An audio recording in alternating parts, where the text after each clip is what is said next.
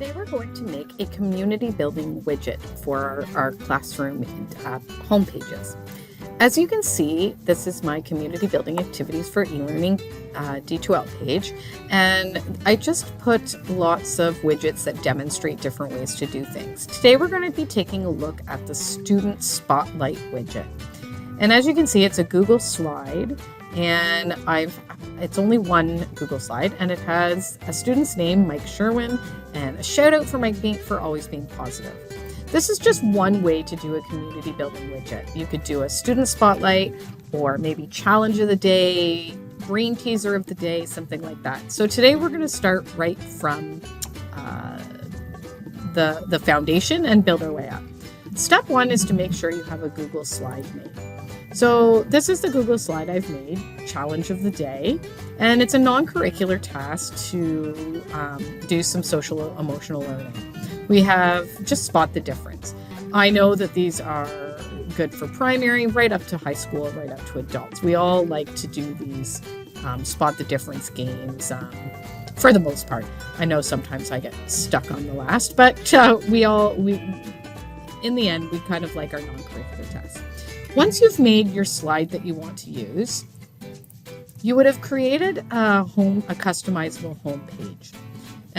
When you have a customized home page, you're able to add your own widgets.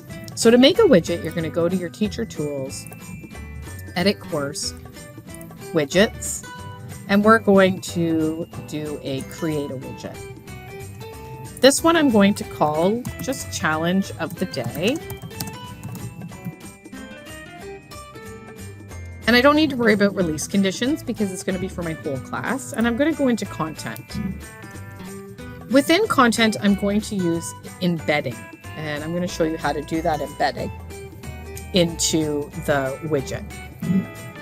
So challenge of the day, we're going to go to File, to Share, and Publish to Web. We're going to click Embed, and we're going to go to Publish. Okay. This is a big, long piece of code. This code is what tells us what is going to go into a web page. So we press copy, head back over to our widget, enter embed code, and we're going to go paste. And as you can see, the code is right in there. What I want to highlight is this piece, the width and the height.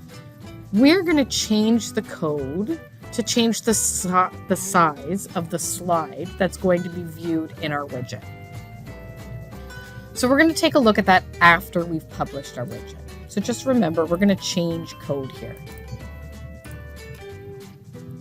As you can see, the slide is larger than the screen. That's okay right now. We're going to show you how we go back to edit that. We're going to go to Insert, Save and Close. Now we've made our widget. We'll go back to our home page. Scroll down to our three dots. We're going to edit this home page. And I'm going to go here and I'm going to add a widget on this side because I want it on this side. I'm going to add my widget and I'm just going to search. I called it challenge.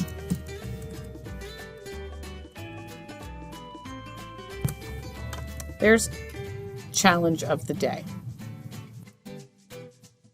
We're going to save and close. And when we scroll down, we're going to see it. As you can see, you cannot see the whole screen. We would have to use our tools to go through. Two options. If we're okay with challenge of the day looking like that and we just want to do that, that's fine. But let's say we want to edit this to make sure it's going to fit the size we want. We're just going to edit this widget, back to content, and this time we're going to go to the code button here.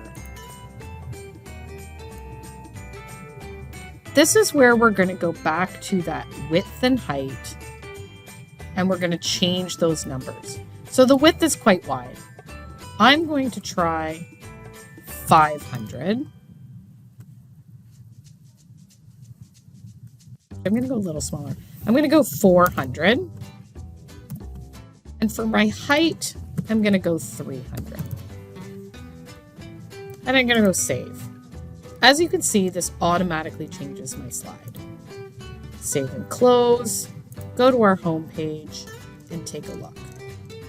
Much better in size-wise. Although students may not be able to look at that directly, when they come to the home page, they can always just click on the 3 Timbits and go enter full screen and participate that way. Lots of different ways to use community building widgets on a daily basis. The advantage of the Google slide is that I can update this Google slide every morning or every afternoon before class or however or often I'm going to do it, and it will automatically update in my D2L page because it's embedded in the code. So I don't need to go and adjust the widget itself. I just need to go and change the challenge of the day, go and change the Google slide. So for example, if I go back here I could just try this. Back to my home page and I refresh. And you now can see that it's automatically updated the slide. So get creative and have fun.